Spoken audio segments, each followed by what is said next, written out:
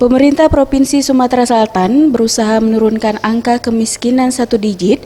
Berbagai upaya dilakukan agar persentase angka kemiskinan ini dapat turun setiap bulannya.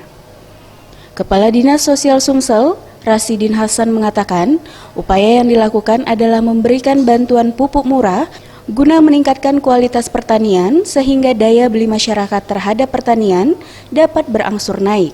Ditambah dengan bantuan dana tunai yang diberikan pemerintah Provinsi Sumsel melalui program keluarga penerima manfaat yang diberikan setiap per triwulan, menjadi terobosan baru yang dilakukan Pemprov Sumsel.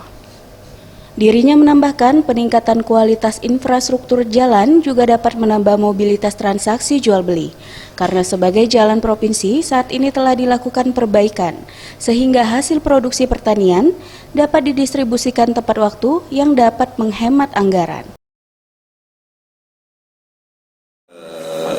Memang kita punya harapan angka kemiskinan segera turun secara signifikan, tetapi ikhtiar sudah kita lakukan, Bapak Gubernur dengan berbagai program sudah lakukan, tapi memang belum begitu berpengaruh.